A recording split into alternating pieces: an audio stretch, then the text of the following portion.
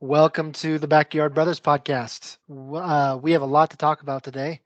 It's the beginning of May, which means basketball is starting to get very competitive and very interesting. We're going to talk about a lot of that uh, coming in. And so, first, we're going to turn it over to Yancey for our weekly memory.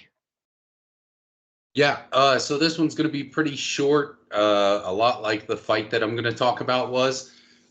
So it actually went most of the time that it was supposed to go. I believe it was finished in the end of the second round with a few seconds left in the second round, out of what would have been 3 rounds had he not gotten his face broken. But the bout I'm talking about is Michael Venom Page, MVP, took on Cyborg Santos.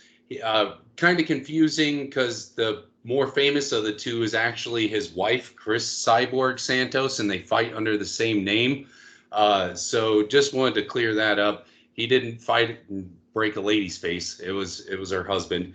And so basically, it was just a stylistic matchup that bode poorly for Cyborg Santos. He's more of a plodding boxer style fighter. Some Muay Thai in there, but he just doesn't move as fast or as unpredictably as Michael Venom Page does. One of the things that I think Michael Venom Page does that goes kind of under the radar is he gives you this feigned sense of arrogance, and it looks like he's dancing, but really what he's doing is playing chess, and he's 4 moves ahead of you. And while you're looking at this thinking, why is this guy dancing in a cage fight? He's actually preparing your hands to drop so he could jump up and put his knee in your mouth, which is a devastating skill to have if you can master it and look like you're jacking around, so to speak. Like you're not taking this serious, but what you're really doing is setting the guy up. It's really dangerous if you can execute that well. It's like there's a whole fighting style made on that called capoeira. It's dance fighting from an island. I can't remember exactly what island it comes from.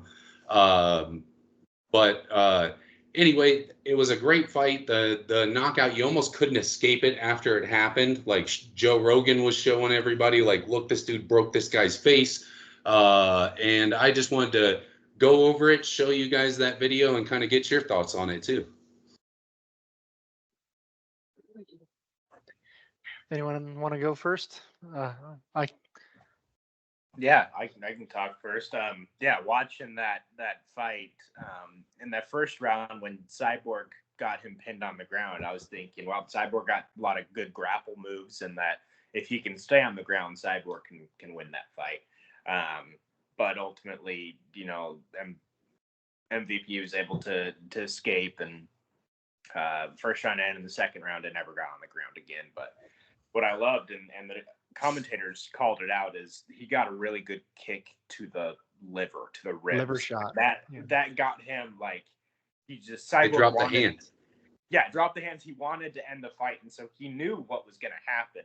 He knew that if he lunged for him and he didn't do it quickly enough, that he wasn't going to make it through. But he had to find a way to fight back, and because of the pain that he was working through. And so he took a really slow lunge a few times, and MVP did absolutely nothing. He just said, yep, good, keep trying, keep going. And then he finally got him with that massive knee uppercut, which was just like, it didn't knock out Cyborg, but he just grabbed his face and was just said, I'm done, which is incredible. Yeah.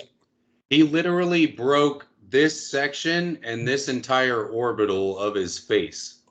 So wherever the knee touched, he broke it. He caved it in, and they showed X-rays of it later. He didn't know it, but that was his retirement fight. No more fighting for Santos after that KO. And you're right. He didn't go to sleep, but you're definitely incapacitated. You don't. If he were to stand up and take more punches, we watch a guy die that night. Like, and we don't want that for anybody in the cage at all. And that's why the rules are there. One thing I do want to point out was the celebration. He rolled a pokeball at him, which is hilarious on a ton of levels. And that was just good showmanship on top of what was already an extremely impressive performance. For me, I have a couple thoughts. One was about the celebration. I wonder, did he know how serious he had hurt him? I wonder if he knew, Think because 15 seconds after you've landed a punch, do you know how great that punch was? Do you know yeah, in your mind like that you broke that dude's face? I doubt it. But right. he knew he jacked him up, but he also knew he just won like 25 grand for that knockout. Right. I mean, that's one reason to celebrate for sure, and it's a good reason to celebrate. I just wondered if there was something that told him how seriously he had hurt it, if he would have celebrated differently. I don't know, but uh, I I mean, it was funny. The Pokeball was funny, but so I speak from just a tad different angle because I have before. I fractured it in 3 places actually, uh, because not because someone hit me, but because I was an idiot and goofed around on a car while I was moving in the parking lot. But um, and so I know how. uh, I mean, if it came from the same place, he doesn't remember anything for about an hour after that. Oh, for sure. If because I don't remember what happened for an hour. I don't remember until I was in the hospital, which I was told later was about 45 minutes later. Uh, anyway, um, and so I thought about that, and I've been told repeatedly by doctors that I can't do anything that would put my skull or brain at risk again throughout my life, and so it is a retirement, not a TKO because he can't take another punch like that. Uh, and I read a little bit of it afterwards. I did some research about it. It was a 7-hour surgery that he had to go through after that to get that all reconstructed. It was successful, but and I guess his wife is an MMA fighter herself as well, and so and she posted it on socials as well and said like, this is what happened to my husband. He got the shit beat out of him, but so and we really need your prayers. We need money and all those kind of things. And so it was quite a fight. It was quite a move. It was all of those things. I come from it from the angle of the guy that got hurt though, because I've been in that situation before, and it's good to know that he got a full recovery there. Yeah, I don't have a whole lot of other thoughts to add other than it was, I mean, impressive the knee to the face. I mean, this guy looked like he had chicken legs, in my opinion. Honestly, he's like really small compared to this other guy, and that's kind of a reminder that it's not necessarily about strength. It's about technique. And that's the same with wrestling. I wrestled in high school, and it was never about the strength. It was all about the technique. Um, I think really the only other thing that I wanted to say is something that I've always been very impressed with when it comes to UFC is the sportsmanship that they can still have, even though they're literally beating each other up. I mean, if someone punches me in the face, I'm pissed and I want to fight them. You know, like if someone beats me and they win, like I I want to. I don't know. I'm just kind of amazed that they like good job, kind of high five kind of thing, and I don't know if they probably didn't in this case because he was holding his face together, but um, but in most cases that I've seen, like they're clapping, hey, good job, that was a great fight. I'm really impressed with that because that takes a whole other level of discipline to be able to hold your emotions in check and realize this is a sport. We're not actually fighting to hurt each other. So at the end of the day, if you asked Cyborg today, if you could switch shoes with MVP and been the guy that broke his face, would you do it? He'd say yes in a heartbeat. All of us would. Every one of us knows like, oh bro, you got me. Like that's just what it is. We understand that. And you spend so much more time in a cage with a person that you know and respect training to fight that when you actually do like knock somebody out, you understand that he's done the same thing. He spent, I guess sometimes 6 weeks of his life training to beat you, but couldn't do it. And you also have that respect of like, yeah, dog, it just wasn't your day, bro. Sorry. And that's usually how you feel about it. And that's where you'll see a lot of that mutual respect. is if I respect you. But if I just know I'm better than you and then I just go out there and prove it, it's kind of like, yeah, I told y'all. I knew that was going to happen. That's why I did all that work for, was to show you guys. But yeah, thanks for that guy for coming in here, because I needed a paycheck.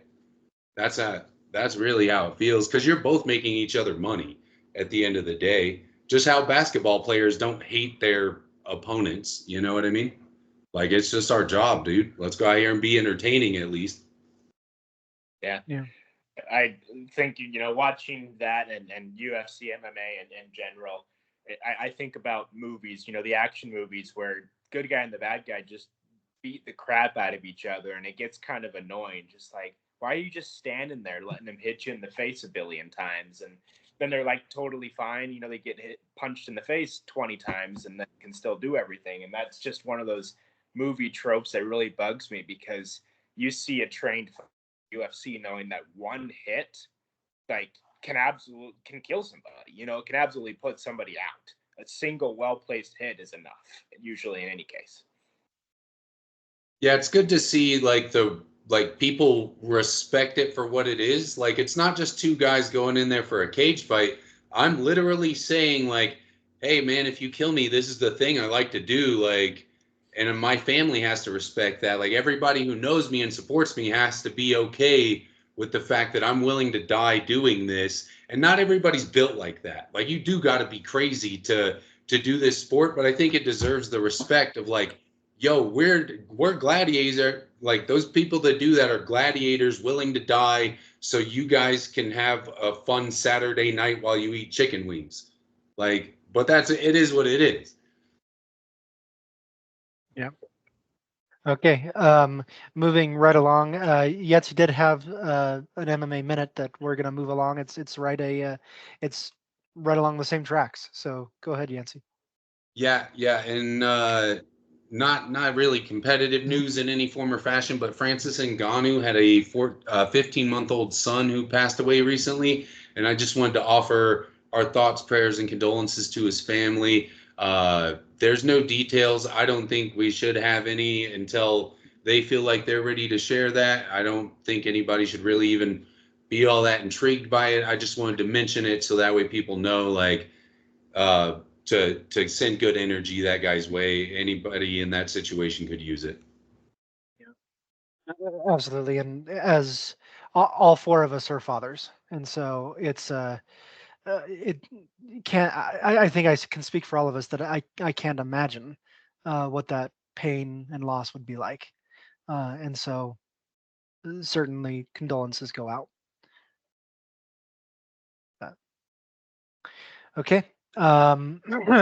Moving on to basketball, we have a lot to talk about for NBA playoffs that have been competitive and been so much fun to watch, and have been just a great last week for unless you're fans of three different teams at this point. So, um, but so I'm going to share my screen. I believe this one. Let me know if you see this first one. Yeah. Yep. Mhm. Okay. This was the first one that I presented. We're just going to go in the order, even if some are ended and some aren't. But Pacers and Bucks has been competitive until, I mean, last night Dustin even sent a text and said that this game is going to end in 5. The series is going to end in 5. And without Giannis Antetokounmpo, without Damian Lillard, the Bucks still won Game 5, and they won it easily. 115-92. So this is extended to 6 games. It goes back to Indiana, where the Pacers have a chance to win this series in 6 games on their own home court. Again, it's quite an accomplishment to win a playoff game when your two best players are not playing. So that's my thoughts about this game or the series. And so, what about you guys? Anything? I think I'm going to be right down there at the bottom. Pacers are going to win. That's going to be about it. I'd pick that too. That was when I was watching the Pacers Bucks, and it was competitive, and then the Bucks took over in the third, right? Mm-hmm.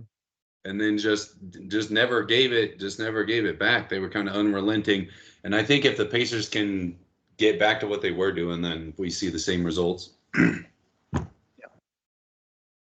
Yeah, basketball, obviously my favorite sport, my love, and it's, you think about some of these playoff matches to compare it kind of to like a UFC fight where, there's some domination in different games, and then this most recent game, Game 5, it was Pacers just couldn't figure out how to react. Right, they got hurt in that third quarter, and they ended up scoring like 40 points in the second half.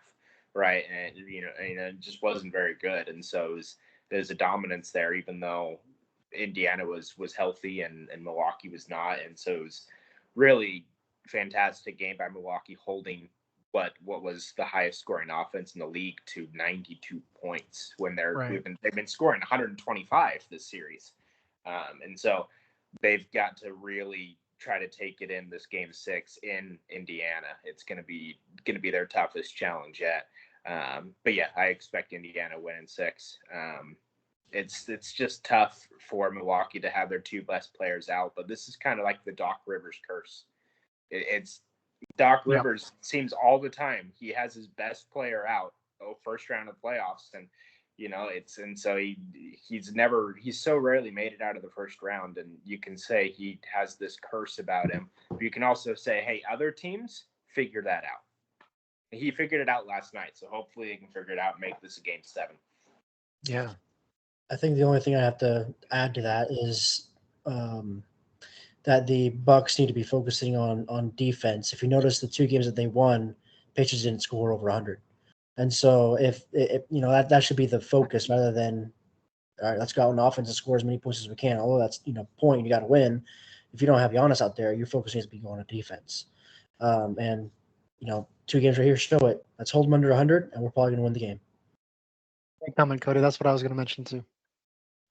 Yeah. Okay, Suns and Timberwolves. Oh boy, we got some things to talk about here. First of all, I'm going to come back to the screen in just a second. But Timberwolves swept this series 4-0, and it wasn't close except for maybe the last game. Game 4 was the only close one. The other 3 were blowouts. And what's crazy about this is the Suns swept the season series. They beat the Timberwolves all 3 times in the regular season. It just shows that the playoffs are different. You have to bring a different sort of intensity in the playoffs because the Timberwolves owned them 3 out of the 4 games and in the fourth quarter of Game 4. And so, Cody, you're the lone one there, and that picked the Suns. The rest of us picked the Timberwolves, but none of us picked a sweep. So so I'm gonna, like I said, I was gonna come back to the screen to show a couple of things. First of all, Durant and Booker weren't the problem. I mean, they both scored their season averages. They both scored 27 points a game, which is their season average. Bradley Beal was a little bit of an issue, but still pretty close. The thing was, Anthony Edwards played out of his mind in that series. 31 points, 8 rebounds, 6 assists, 2 steals per game. And Dustin, you made a comment in text that I've heard repeated over the air now as well from other people, that Anthony Edwards is as close that we'll see to what Michael Jordan would look like playing in today's NBA. Other places I've seen, I'll let you talk here in a second, Dustin, but other places say, hey, guys, this is a true superstar that we have seen enter the league at this point. True superstar. Yeah, absolutely. I mean, Edwards even looks like Jordan. I mean, it's kind of uncanny. It's interesting, but yeah, he's this year he's completely blossomed into really what the future of the NBA is for him. He's going to be incredible, and so he's fun to watch. But yeah, I have a lot of comments on this series. Edwards was fantastic on both sides of the ball, but the defense of the Timberwolves is what won the game, right? That you have 3 of the most prolific scorers in the league on the same team, and this team scored 95 points in 2 of the games, right?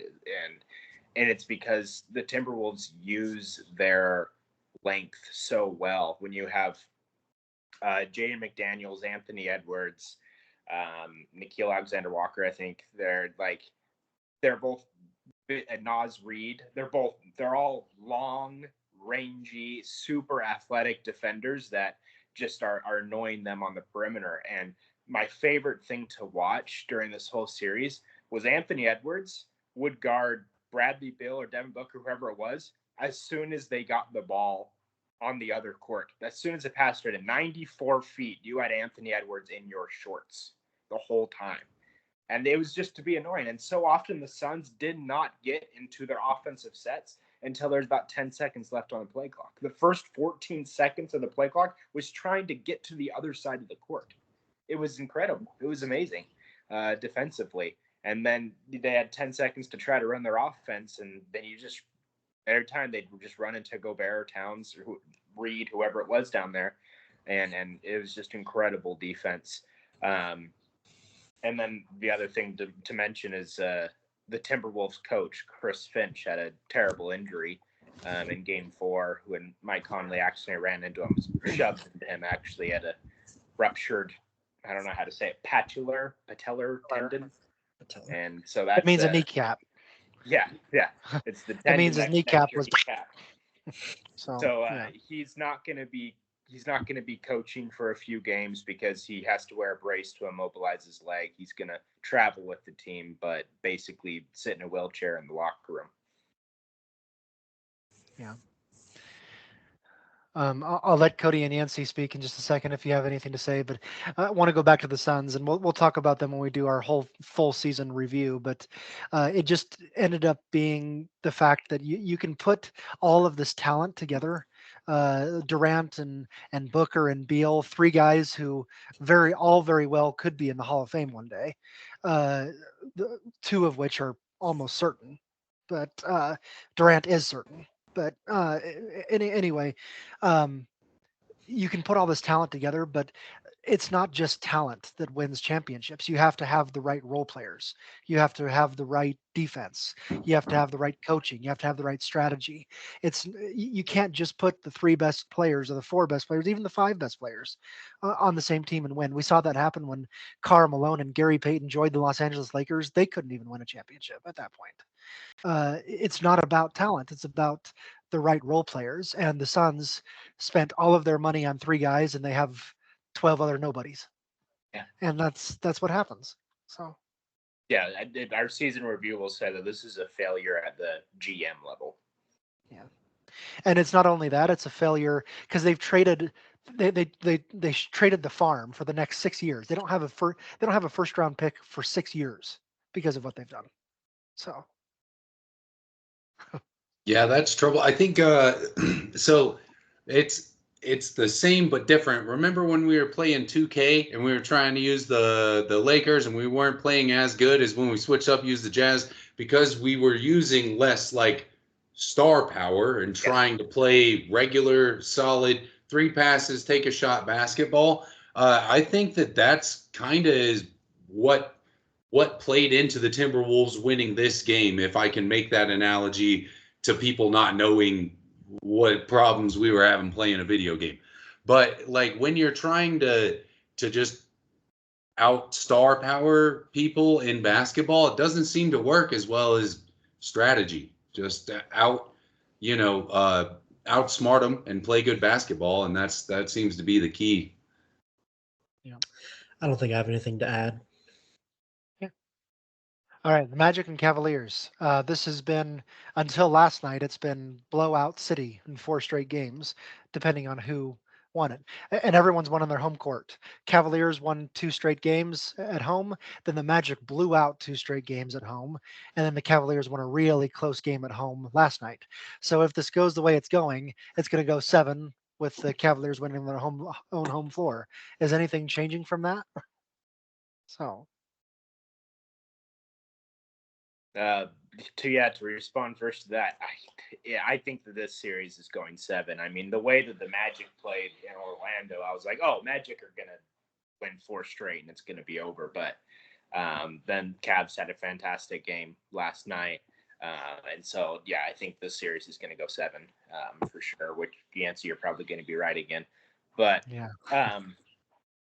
I'm still a little bit worried if I was the Cavs, because the way that you won those first 2 games was defense, right? Under 90 points those first 2 games, and then just completely got blown away in your next two, and then the game was last night or the other night was a little kind of in between, and so you got to really figure out that defense, especially going back to Orlando, that you can't go in there and give up 120 points again. Anything from you two, Cody, Yancey? I don't know if I really do. I guess I'm just noticing that when the Magic win the game, they're well over 100 points, and so and yet when the Cavs are winning, there's only one game where they're barely over 100.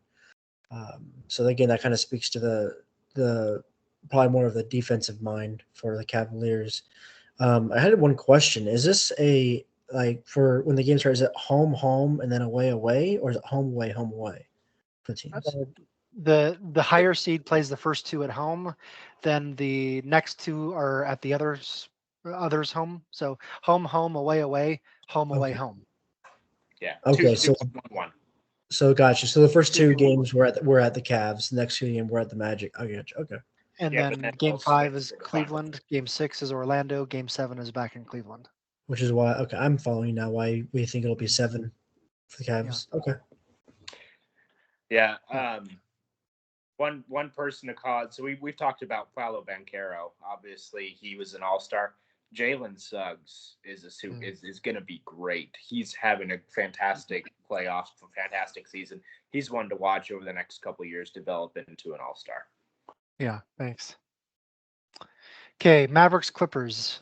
Game 5 is tonight, and it's tied up 2-2, with each team winning 1 at home and 1 on the road. So that's an important piece here. Clippers are without Kawhi Leonard. The only game that they had Kawhi Leonard, they lost though. So who knows what's going on there? This is an interesting series, and I really think Cody and I are right about it going 7 games. Unless something crazy happens, these teams are just so similarly themed, similarly built together that I can't see this not going 7 games. Yeah, I think I am not getting. Well, I know I'm not getting this one right, but I think I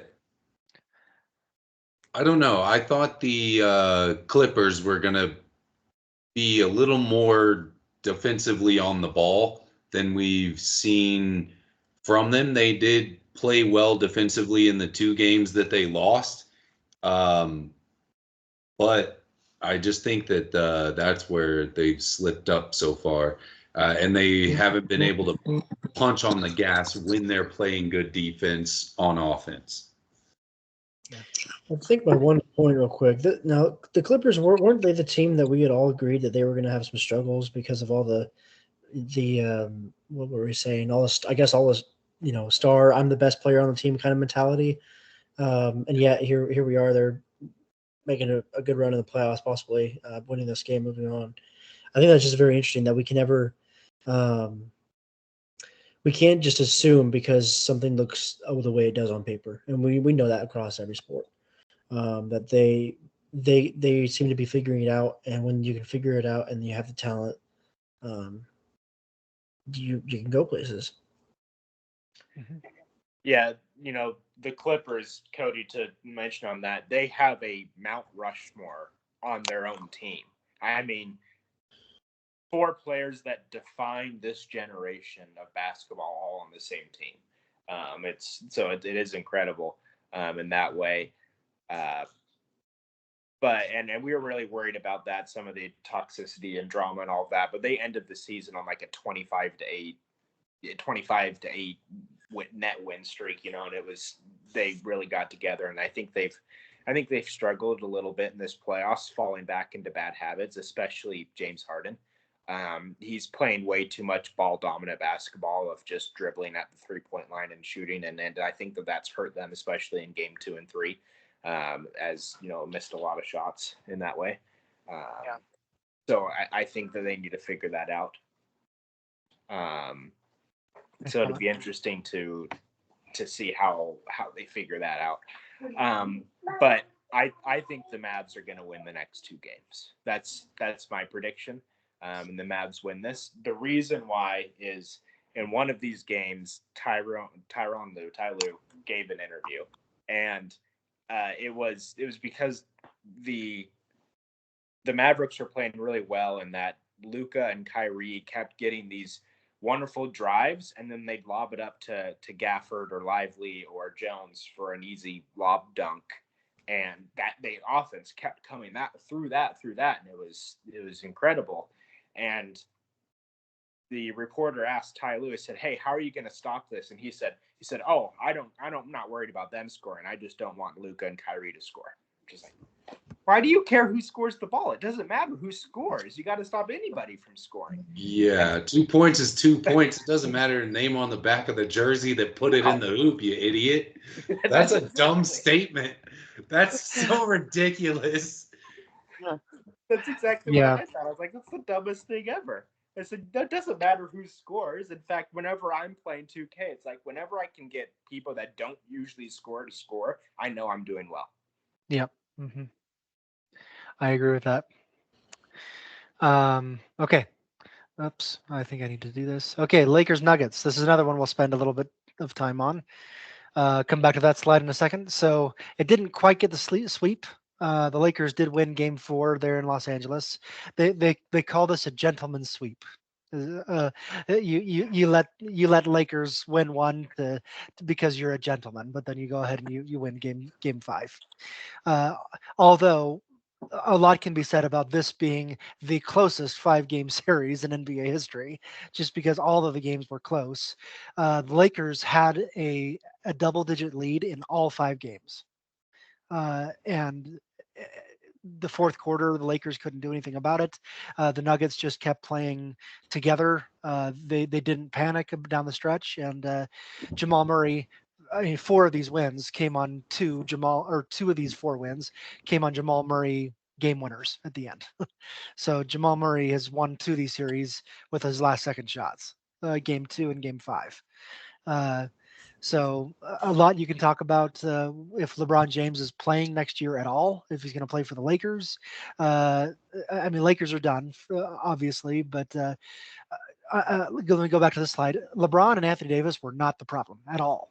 They both averaged 27.8 points per game. LeBron and Davis was fantastic on the boards, almost 16 rebounds per game. LeBron was himself, 7 rebounds, 9 assists, 2 steals. I mean, those two were great. D'Angelo Russell was inconsistent. He had 1 good game out of the 5. Coincidentally, it wasn't the one they won. It was a different game, but he had 1 good game. Austin Reeves had 1 good game and then disappears. Meanwhile, Nikola Jokic, I mean, look at those numbers: 28 points, 16 rebounds, and almost 10 assists per game. All nearly averaged a triple-double in that series. Jamal Murray was, I mean, you look at the numbers, he less than 30% from 3. He struggled shooting the ball, but he still won 2 of the games on last second shots. 2 others, Aaron Gordon, there was one game where he had 27 points and 12 rebounds or something crazy like that. And Michael Porter has been shooting almost 50% from 3 and 23 points per game.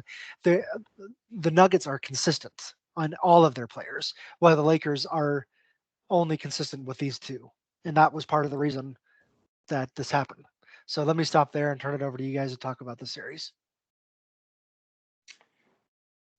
Scott, you mentioned the Lakers had a double-digit lead in every game.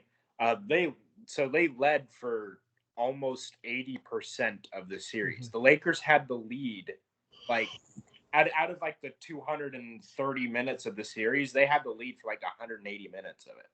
I mean, the only time that the Nuggets were leading was at the end of the game, in 4 out of the 5 games, it just speaks to the Lakers' collapse throughout this whole series. As they collapsed, 4 games, and just let the Nuggets come back and in 2 instances hit a last-second shot to win the game. And so it's definitely that's the Lakers' fault that if you can't lead the series for 75% of the series and then lose, how do you lose it in the last 5 minutes of every single game? It's incredible. Yeah, I think Denver has their number, period, and they have just performed better in the in the last moments of the game. And if you can do that consistently, you really get in a team's head, no matter how talented they are. And Denver's been able to do that to LA a few times, if memory serves correctly. They just have a matchup breakdown in a couple of spots where they aren't even physically, they're physically more talented in LA, but they're mentally more talented in Denver. If I had to sum it all up, that's how I would say it, is that there's a better mental game in Denver than there is a physical game in LA. Even though they should be better physically, they just can't compete because the mentality is so much higher in Denver, like basketball IQ wise. I don't have anything to add, I don't think. One last thing I'll say about this. Game 5, Jamal Murray was questionable coming in with a hamstring strain. And the coaches didn't want him to play. Michael Malone didn't want him to play because, if you aggravate that hamstring injury, you could be out for an extended period of time, i.e. Giannis. Right. And so that's why they didn't want him to play. But he said, I'm going to play for my team. My team needs me out there. And it didn't look like it bothered him at all during the game itself. And then he comes up to Mike Malone after the game. This is according to Mike Malone in a press conference. He tells Mike Malone, I'm glad I played. If I don't play, we don't win. And he says, well, that's the understatement of the century. So yeah, good on Jamal. Obviously, there is a risk with him straining that even further, but it didn't happen in that game, and the Lakers won, or the Nuggets won the series because of it. So, yeah, Jamal Murray is just clutch. I mean, not only just in these two last second shots, these two buzzer beaters, but in the playoffs, he goes from like an 18 points per game regular season to a 28 points per game playoffs. I mean, that is call him the elevator, call him clutch, whatever it is, that's who he is. If your quick coach decision, you put on your coach hat right now, do you sit him and say, like, dude, it's one game, give me this game for you to feel better, and we'll figure it out. It's not really just about you, Jamal. And do you actually sit him out, or do you say, yeah, okay, Jamal, you're right, go out there and waste your hamstring on the Lakers? I think if it was in LA, they would have shot him. But at home, you want to close it out. And obviously now they have days rest as well, and that came into it. They don't play again until Saturday against Minnesota, which we'll talk about in a second. And so he has almost a week to heal that up. So fair play. That came into it too. Yeah, it's, I think with any sport, if you decide to take something easy, say, hey, I'm okay to lose this game because it's one game, then that tends to just snowball. Yeah, just totally snowball. And so I think that the attitude of, I got to win every game no matter what. The goal in an NBA season is to go 82-0. I can't settle for less. And so no, I put the coach's hat on. I say if he can play, he can play. I mean, remember the Philadelphia Eagles from last year when they kind of coasted at the end and it hurt them by losing that playoff game. They never got back together. You have to go 100%. And so there's the question, if you can't go 100%, should I be out there trying to give my 100% if I don't have it? But at this point in the season, no one's at 100%. No one is. Right, right. You've been getting beat up all season long, having them push through anyway. I agree with that, and I was just curious to know everybody's mindset about that. Yeah. Okay. 76ers Knicks. The Knicks had the opportunity to close out the series last night on their own home floor. It would have been the first time they would have closed a playoff series on their own home floor since 1999. Unfortunately for them, there's a guy named Tyrese Maxey that plays for the Philadelphia 76ers. So the Sixers won Game 5 in overtime because Tyrese Maxey scored 49 points, including a buzzer beater 3 that sent it to overtime, or not quite a buzzer beater, but So anyway, this goes back to Philadelphia for Game 6. So. And I might actually get this one, and I'm the only one that said Knicks. I'm not sure why everyone was going against the Knicks. when I was looking at it, they have the better record. They seem to have the better put together team. So obviously, you guys know something I don't, and you guys are the experts. So I'm not sure what's going on there, but they could win this fourth game, and I would be right. So I'd be happy. Well, I think, and I'll let the other guys speak too, but I think we picked the 76ers because Julius Randle was out for New York. He is their second best player behind Jalen Brunson, and an all-star himself, and him being out for the rest of the season hurts them. And Joel Embiid coming back from injury himself and being back for the Sixers. Those two things combined. But Jalen Brunson and the Knicks have been playing really, really good. And the Sixers have kind of crumbled in some spots down in the fourth quarter of these games too. But yeah, I think with this series, me choosing the Sixers, I look at that and I think, why did I choose the Sixers? And I think just like we talked about, kind of got blinded by the star power, right? You have the MVP on the team, you have a few big names on the team, and kind of got blinded and say, who's going to do this? But the Knicks are playing fantastic team basketball. And so they're doing really good. Yeah, and I think they'll win this series in 6. But talking about the game the other night, I was watching. I found out that I gotta stand up to watch, otherwise I'll fall asleep on the couch. And I'm standing up in the living room watching, and it's tied game, and Tyrese Maxey dribbles it across half court, and then he notices there's a hoop and decides to throw it. And that's just what I know. Like, what are you doing? Not only is there 10 seconds left, from 39 feet, you're 40 feet from the basket, but no, he drained it, tied it up, and sent it to overtime, which they then dominated in overtime. But I literally was like, "What are you doing? You got 10 seconds left, and you're 40 feet away. How did?" But he made it. Yeah, crazy. Okay. Yeah, I think aren't the Knicks like laughably bad historically though? Like They haven't laughably won. bad. They haven't won a championship since the 70s, I think. Yeah, 76, 7. So that's a fair statement. It's not Yeah. derogatory or disrespectful to say that. No. Like they're They went. historically bad. And Embiid, to answer the question earlier, that's why I picked the Sixers to win this against the Knicks. The Knicks choke in the playoffs, and the Sixers have Embiid. That would be Yeah. my short But- answer there. I think the Knicks went to the NBA Finals in 1999. Got swept by the Spurs in that finals. That's the only time they've been to the finals since. No, wait. I think they also went in the early 90s and lost to the Bulls as well in one of the two three-peats. I think. I think I no, only we're in the know same they conference. suck because Spike Lee likes them, and that's it. That's the only reason I know they suck. Yeah. Yeah. Okay, but they're good this year. So, okay, this one was a quick 4-game series as well. Dustin, you said you were concerned after game 1.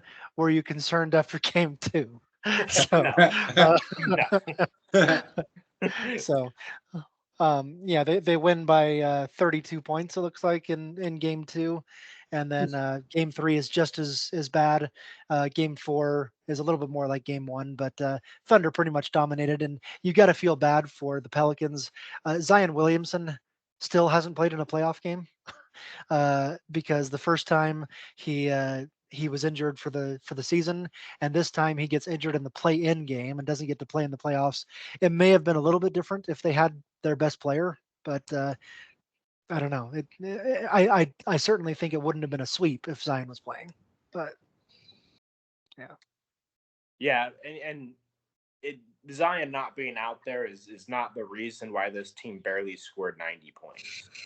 It definitely contributed to it, but you can say that Brandon Ingram didn't play either. He tried, but Lou Dort. Let me show that. Yeah, 14 points a game in the series is not good. Ah. So, especially for a guy who scores 21. Yeah. Well, so Brandon Ingram had Lou Dort on him more than Calvin Klein. I mean, I loved watching this series because Lou Dort wore that man like underwear. He never left him alone. That when Brandon Ingram went to the bathroom, Lou Dort held it. Like it was that man was covering him. That was the best defense that we've seen, and Ingram had to be so annoyed, and it showed because even when he got open shots, he missed them because he was concerned. Lou Dort was in his head. It was absolutely fantastic. Oh man, I love watching good defense, and Lou Dort is one of the greatest defenders in the league. Are you saying he's on them like Giddy's on Miners in Oklahoma? Sorry, couldn't let it go. Couldn't let it go. As long as they're in the playoffs, I'll be telling those jokes. Yep. Man, the only way I can make this more comparable, more worse is what Giddy did, but what Lou Dort was covering him was more like an Epstein thing. I mean, it was. Okay. Wait, he didn't kill himself in a basketball game? Moving on. Sorry. It's okay. It's okay. We're here to tell jokes too. So it seems like when we're doing this podcast, every time the Celtics are playing. So, what's the score right now? 105 107 to 75. Ooh. Okay, so this one's over. But yeah, it's been over. The Heat won Game 2 in Boston, which was a shocker that they won in Boston.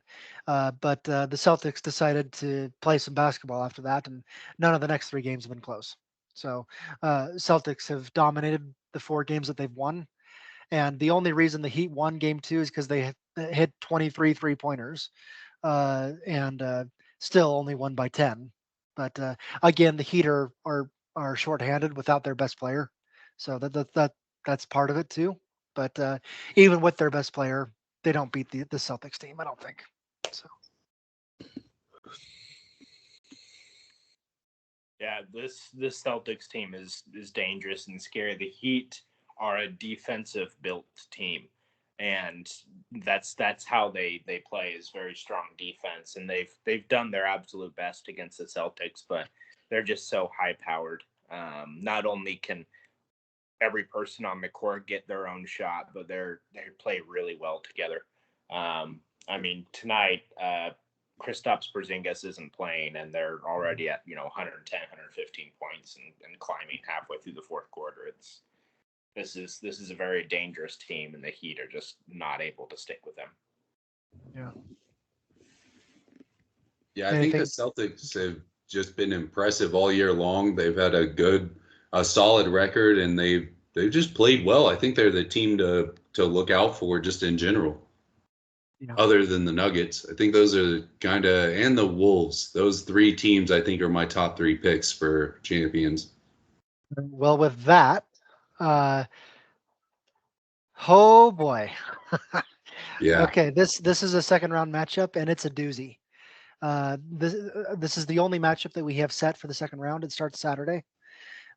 Denver is the higher seed, so if this goes 7, Denver will play 4 at home. By the way, the 3 teams to have advanced so far come from the same division. All 3 in the Northwest Division. So certainly the best division in basketball. But boy, do we have quite a matchup here. So this season split 2-2. Both teams won 2 games in the regular season, and both went 1-1 on their home floor. So both teams won 1 and lost 1 on their home floor against each other. So it's not about home court advantage necessarily. Looking at the stars here, Anthony Edwards again was phenomenal in that series, and he's been phenomenal all year. 31 points per game. Karl Anthony Towns, he's 7 feet tall, but he's shooting better than 50% from 3. So watch out for him from the outside as well. Rudy Gobert only averaged about 1 block per game in that series. This is a guy that averages close to 3 blocks per game in the regular season, though. So he might get that up a little bit better against Nikola Jokic, though. That's quite a matchup down low. The best defender against the best offensive player in the post. Mike Conley, Jamal Murray. That's another cool matchup. Conley against Murray, and then Aaron Gordon, Michael Porter Jr. Michael Porter again, like Towns, shooting 50% from three. So you got stars all over the place lining up against each other. Uh, so this is where I back up out of here, and we're in the second round here, so things are getting a lot more interesting. Timberwolves and Nuggets, guys. This seems like it should be the Western Conference Finals, not a second round. So, we left off.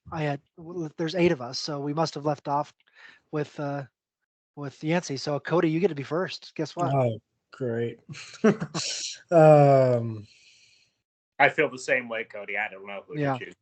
I do have an opinion. You know what? I think I'm gonna make what I consider to be a bold pick. I'm gonna say that the Timberwolves are gonna win this in 6. Okay, Dustin, you're up. Yeah, so I have a lot of analysis to throw here, and then I'll make a pick. Yeah, this is incredible matchups. What I think you will not see is that best defense versus best offense. I don't think you'll see Gobert guarding Jokic very much. I think they have the size in Naz Reid and Karl Anthony Towns that they're going to put on Jokic, because Jokic is going to spend so much time outside of the paint, especially at the top, with the intent to drag Gobert out of the paint. And I don't think the Minnesota's going to fall for it.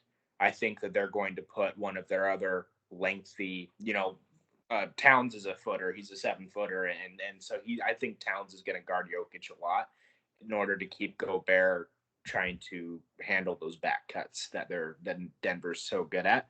And I think that's going to be the key to the series. And then I would worry about Jamal Murray being guarded by the long, rangy defenders of Jaden McDaniels.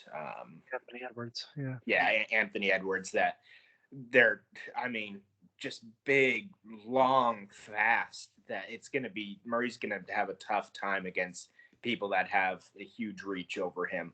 And so I'm worried about the Nuggets being able to do everything offensively. That being said, the Nuggets have been really good with their role players in MPJ and Aaron Gordon. And I think that's how they win the series. If they do win the series, that's how they would do it. So my pick is Timberwolves in 6 as well. All right, I'm up. If the Nuggets play the way they did against the Lakers in this series, they will lose. The Nuggets didn't play a very good series against the Nuggets, honestly, or against the Lakers. They won in 5 games, but they didn't play their best basketball. Jamal Murray shooting 24%. The Nuggets have to play better to win the series against the Timberwolves, and that's natural. When you get further in the playoffs, you have to play better to win. That being said, the Nuggets have this ability. If it's close, the Nuggets are going to win. That's how it's been in these playoffs.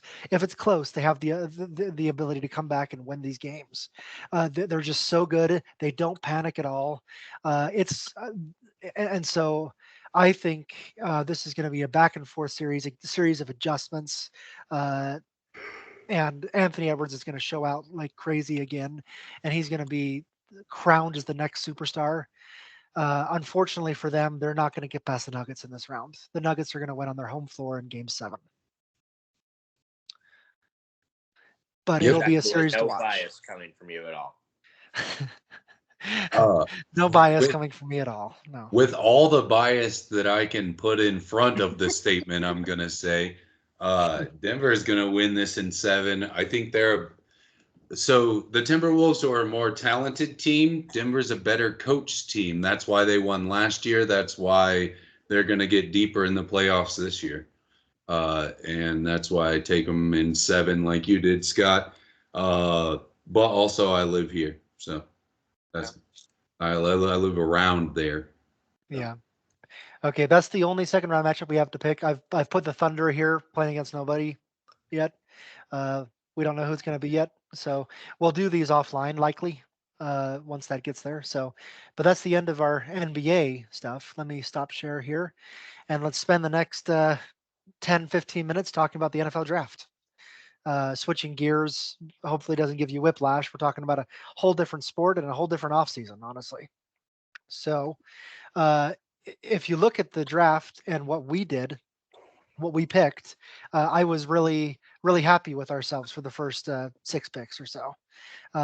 We picked it exactly right, and I was happy with myself for my analysis. That I thought, should I really be picking Jaden Daniels to go number 2 to the Commanders? And everything checked the boxes. That yeah, I think the Commanders are going to want a mobile quarterback, and I think they're going to be enamored with his 5 years of leadership. And so, anyway, the first 4 picks, sorry, were how we had picked it as a group. Caleb Williams going number 1 to the Bears, Jaden Daniels number 2 to the Commanders, Drake May number 3 to the Patriots, and I was hoping it would come to me who picked 4. So tell me who is 4? Marvin Harrison Jr. Marvin Harrison to the Cardinals. That's right. So those were our top 4, how we picked it exactly, and that's exactly what happened. And then the Chargers threw everything off by picking Joe Alt instead of a receiver. Who knows? So let's talk about that. Let's talk about the 3 quarterbacks first, in the order that they actually. Let's talk about all 6 quarterbacks, because 6 quarterbacks came off in 12 picks. The quickest 6 quarterbacks have ever come off the board in an NFL draft. So Caleb Williams to the Bears. Some of us have said that's a bad move. Some of us have said it doesn't matter. He's the best quarterback by far in the draft, so they got to take him. What do you guys think? We got to talk about the number 1 overall pick. I think I have bias as well. I just don't like him. I just don't like him as a person. I think he is so full of himself. He's been told his entire life he's special. And I'm not saying that he's not, but he's been told that his entire life, and he's basically been raised up and brainwashed to believe it, to the point where he's actually stated that he can do whatever he wants because he's Caleb Williams. I think that kind of mentality is very damaging going into the pro level NFL. You got to be to be a quarterback, especially, but to be a leader in general, you have to have a locker room. You have to be able to have them behind you and trust you and look to you as leadership. And that's the quarterback's job. They are the captain of the team. They're the one going out there and telling them what to do, calling audibles. They're controlling the team on the field. And if your players aren't going to be able to trust you, or they don't want to, believe in you, how are you going to lead your team to wins? And that's where I see the struggle with the Bears. Is he good? Absolutely. Is he going to have a good career? He probably will be. But I think that this first year especially is going to be rough for the Bears because, first off, growing pains, they always happen. They will happen to Caleb Williams. But number 2, I don't think they're going to have the trust in him. I think he's going to lose a locker room by, who knows, it could be week 1, or it could be as soon as halfway through the season. And I think that's going to be the big issue for the Bears this season. I agree with most of what you said. You said there. I worry about his hero ball mentality. I worry about his arrogance, and I worry about what happens when game 2 he throws 4 interceptions, and what that does to the Bears, what that does to his mentality, and does he own up to it like he should and say, I'm a rookie, I'm learning, I've got to be better and I got to realize this is the NFL? Or does he blame other people? Like what is his mentality? If he can own up to it, if he can realize, oh boy, I just got the crap kicked out of me in this game, and I got to be a better player, and I got to put in the work and do it. If he can do that, I think he can be a great quarterback in this league. But if he goes the other way, he's in trouble. Yeah, I agree, Scott. So the way I see it is that it's that mouthy kid that is like great, but you just need someone to pop him in his mouth real quick and remind him like, yo, watch it. Like there's people around here that'll beat you up. But once that happens, you can make that person into greatness.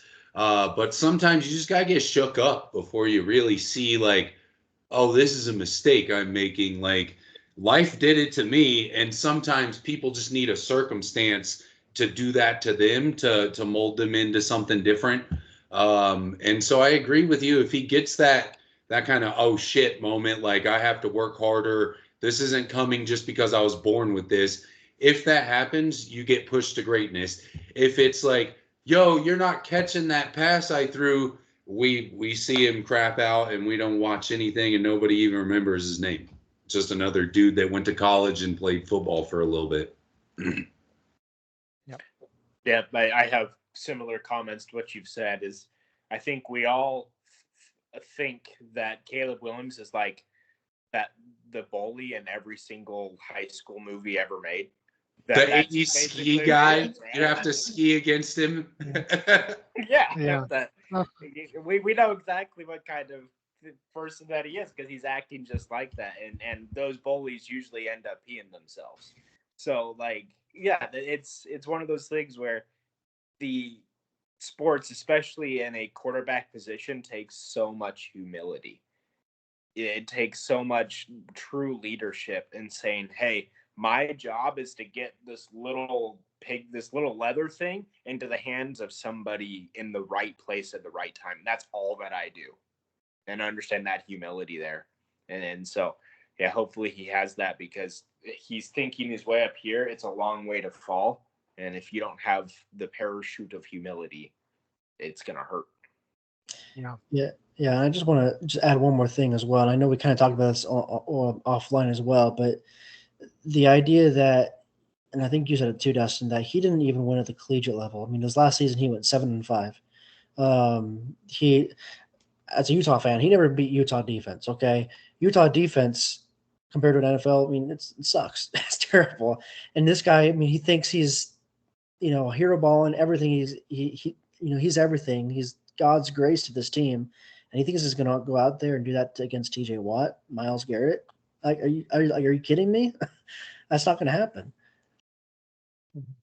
Yeah, it's going to be a rude awakening. The Bears are set up for success, though, with maybe the best trio of wide receivers in the NFL that they have, because they drafted Rome Odunze with the number 9 pick, and everyone was thinking the Chargers or the Falcons or someone is going to take Rome Odunze with that 8th or the 5th or 6th pick or whatever it is, and when he fell into the Bears' lap at number 9, you got to take him too. So the Bears are set up for pretty good success, and suddenly the NFC North has 4 maybe really good teams in it. So we'll see about that. But the other 2 quarterbacks and number 2 and number 3, Jaden Daniels, Heisman Trophy winner, went to the Commanders from LSU. Drake May from North Carolina went to the Patriots.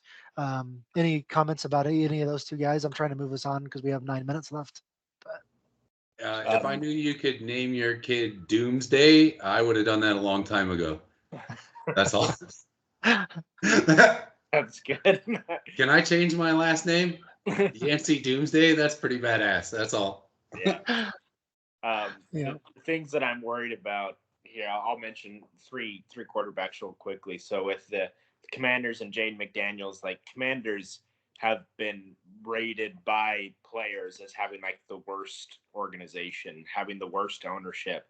And so they could have drafted Jesus. I don't think it's going to matter. Well, they just got, Jesus. Well, they just got rid of their owner. So Okay, Daniel Snyder is gone, and it's now, what's his name, Josh Harris, who owns 76ers too. So yeah, so different ownership there at least. All right, that'll help. With Drake May going to Patriots, I think I've said it before. Patriots are just Robert Kraft is trying to find the next Tom Brady, and he tried with Mac Jones and he's thrown him away now, and so he's just resetting and hoping again.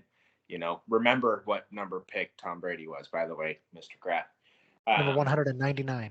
Yeah.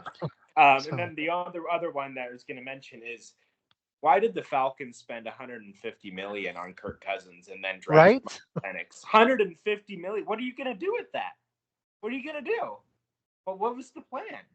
Yeah, that was the biggest surprise of the draft for me. It was Michael Penix going to the Falcons. I had the Falcons taking your quarterback, but it was like in the 6th round. I didn't think that they'd do a top pick of Michael Penix Jr. Yeah, it's great. He gets to sit behind Kirk Cousins for a year or two. Maybe that'll be great. Or 4, 4 since he years has a 4-year probably. contract.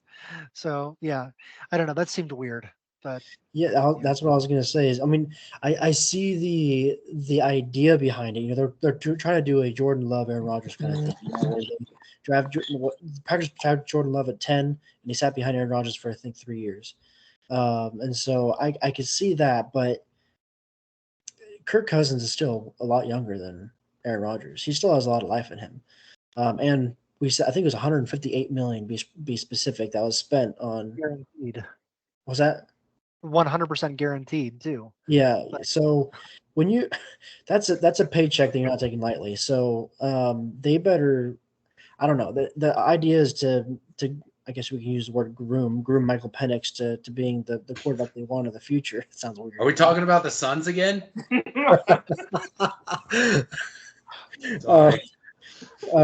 but yeah, I thought it was really weird. I was surprised. I just did not. I didn't quite understand that. And I guess my question is, are you more mad if you're Kirk Cousins, or are you more mad if you're Michael Penix Jr.? Which one? Who's more mad is my question. question. So if I'm Kirk Cousins and I just got $150 or 150 million, I don't care. You could draft 1,000 quarterbacks for all I care. I won't even play next. Hey, I'll tell you what. I'll sit over here with my 150 mil, and you guys draft every quarterback you want. Does anyone here think Kirk Cousins, the second, like, is he worth who is he? Wait, is he marrying somebody in Atlanta? Is that what's going on? How is he worth $150 million? We're talking about the same Kirk Cousins. Did Michael Vick change his name to get out of the dog thing? Like, that's the only way I would draft or pay Kirk Cousins that kind of money. I understand. I disagree with you, actually. I think Kirk Cousins is a great quarterback.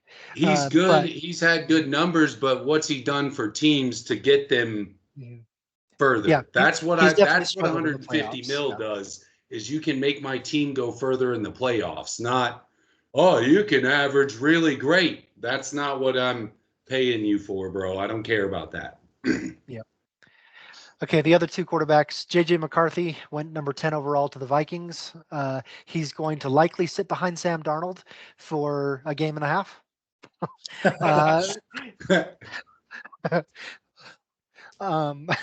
And then Bo Nix was taken number 12 overall to the Broncos. And now the Broncos have 3 quarterbacks on their roster that they have to figure things out. So Bo Nix, Zach Wilson, who knows what they're going to do there, who they're going to start or not.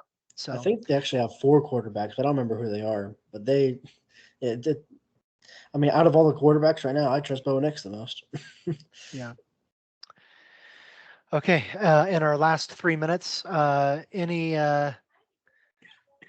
let's see, in our last 3 minutes, who had the best draft? Best one. Or the worst draft? Or what's the weirdest pick other than maybe Michael Penix?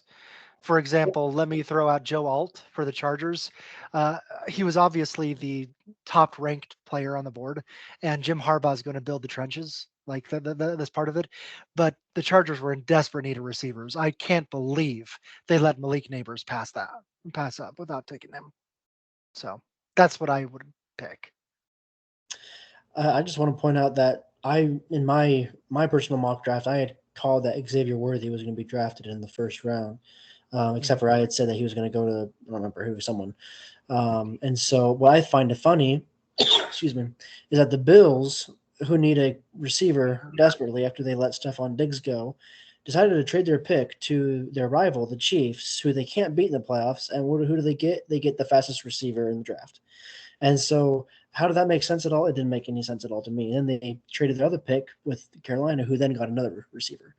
And so they ended up getting Keon Coleman in the second round. But I'm not surprised at all Xavier Worthy went in the first round. He ran the fastest anyone has ran, period, across all sports.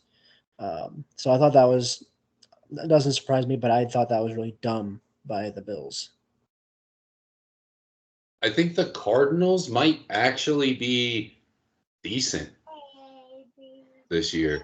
Putting Marvin Harrison Jr. on there with Kyler Murray and who else? They got a couple of offensive weapons, and their defense isn't the worst.